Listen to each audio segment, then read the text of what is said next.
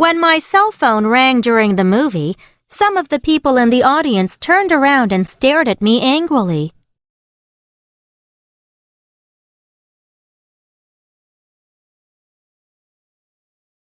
Ms. Hoffman was voted the new chair of the company by the members of the board. In most democratic countries, every citizen above the age of 20 has the right to vote.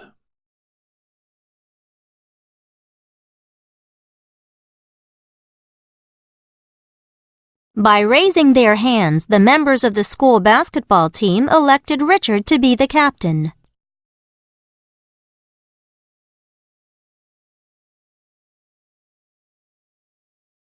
When the stadium caught fire, several people were nearly trampled to death in the rush for the exits.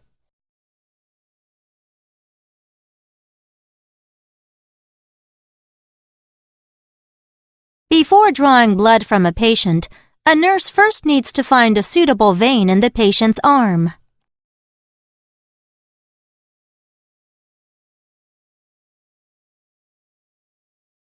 Upon learning that he had to deliver a speech at his cousin's wedding, Arnold felt a quiver of nervousness.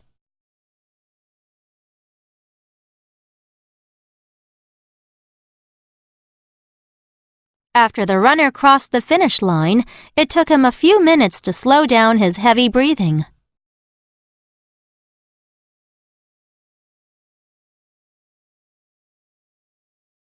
Mary glared at the man who had cut in line. "You should wait your turn like everyone else," she roared at him.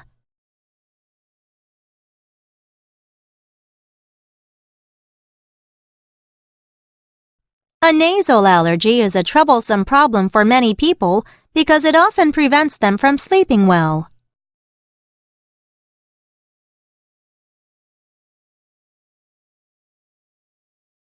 The killer tried to strangle the woman to death with a thick rope. Fortunately, she had a narrow escape.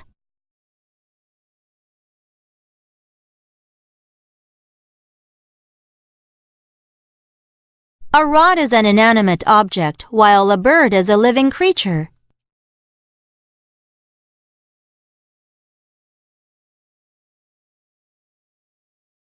Paralyzed with shock, Adam could do nothing but stand in place with his mouth wide open. A stroke left Mr. Trout paralyzed from the waist down. Now he has no feeling in the lower half of his body.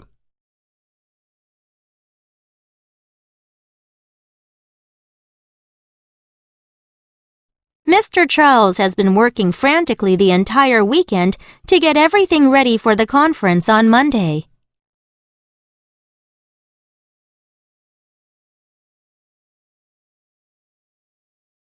Though everything the victims had was destroyed in the tsunami, they refused to be overwhelmed by despair.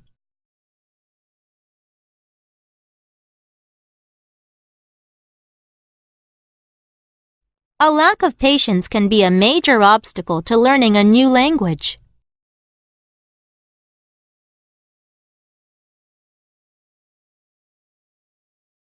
Oliver and Matt talked in hushed whispers during the opera, so as not to disturb anyone else.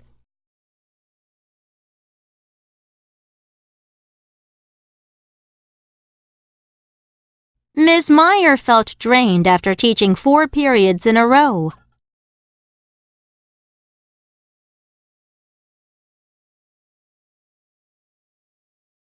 With the invention of the electronic calculator, people are able to complete complex calculations with ease.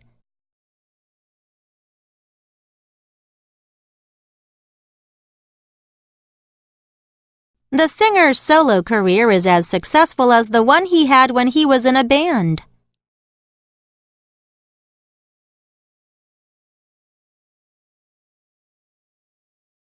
After the downpour, water surged into the town, and before long, all the streets were flooded.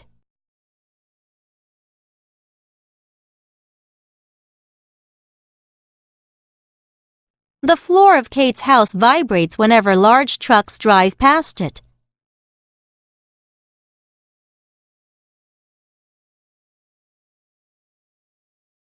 Penny was bursting with surprise and joy when her boyfriend popped the question. If you blow too much air into a balloon, it will burst.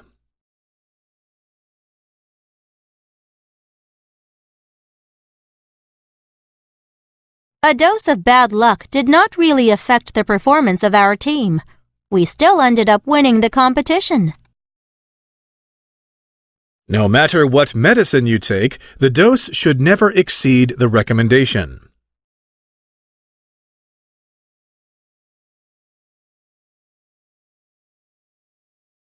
After Nancy's sudden realization of her selfishness, she broke down and begged for forgiveness.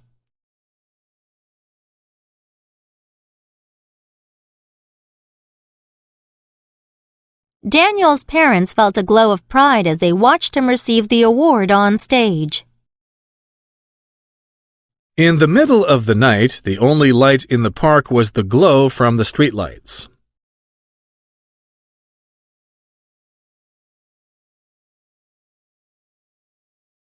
The teacher gave the students a pop quiz to see if they comprehended the theory he had just explained.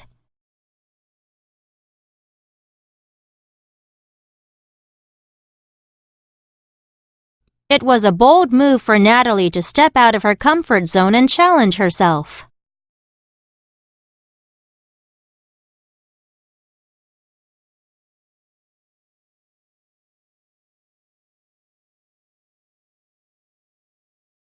"700 faces were staring at me. Some people were giggling, while others were quietly attentive. I stood on stage wearing my polka dot dress. I was one of the 6 princesses who had been voted to appear on behalf of our high school in a citywide festival.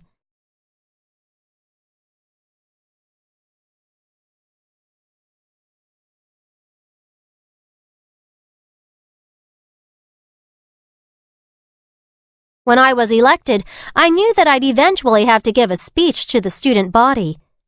Despite my acute anxiety, I decided to take on the challenge and conquer my fear of public speaking.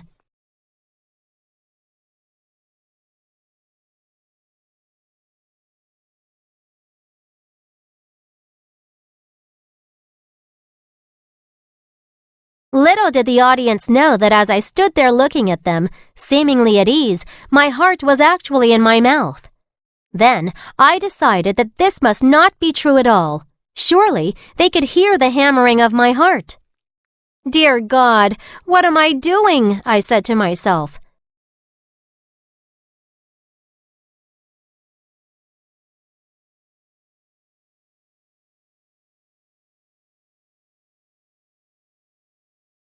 It was not butterflies that I felt in my stomach. No, now they were elephants. It seemed that the thundering herd would trample me thoroughly. Nervousness filled my veins, making me lightheaded.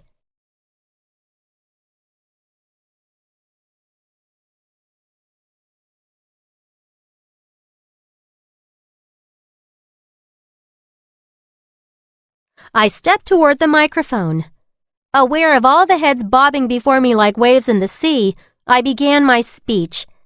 As the first few phrases came out quickly, the quiver in my voice was noticeable. Yet, with the crowd quieting down, a growing sense of confidence began to build as each word left my mouth.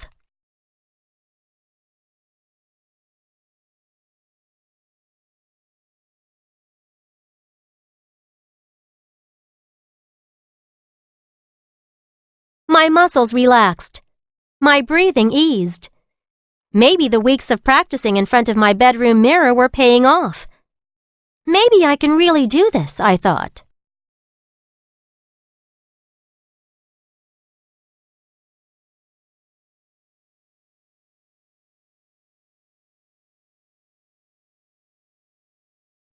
Just 30 seconds into my 3-minute speech, the microphone died. Glaring at the troublesome instrument of my potential ruin, I wondered if it was possible to strangle an inanimate object. How could the microphone do this to me?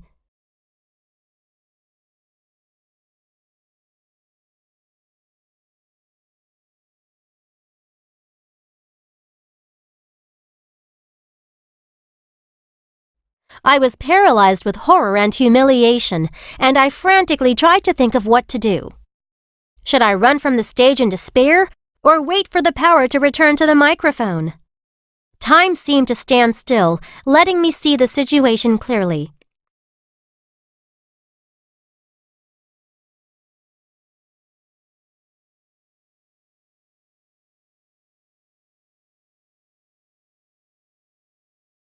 I chose neither to flee nor to wait. After all, how could I win if I didn't face an unexpected obstacle head-on? Making the next moment my own, I closed my eyes and stilled my trembling limbs to prepare for what I had decided to do.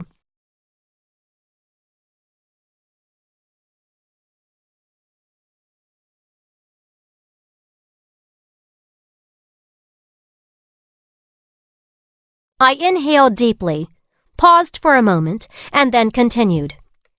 Before me, the hushed audience focused on each word I spoke. Knowing that I had made the right decision, I felt the blood return to my drained face, along with a calm, sure feeling.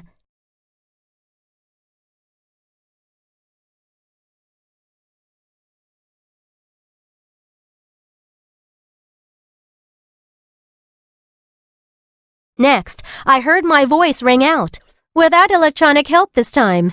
It reached far into the recesses of the upper balcony, where I no longer saw people bobbing their heads, but sitting fascinated and maybe even amazed at my determination.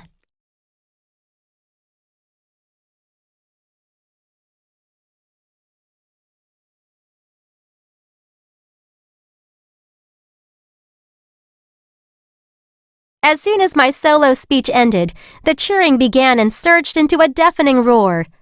The large room even vibrated with applause.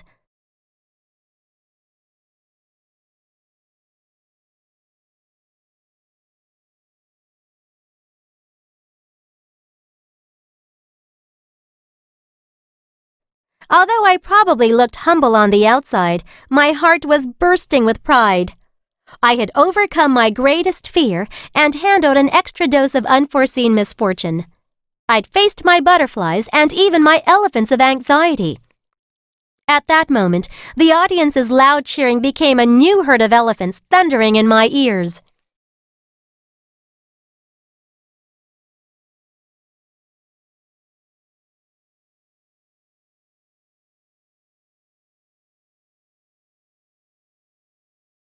Then, a realization swept over me.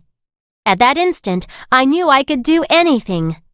Taking a bow, I felt a glow that I would never forget.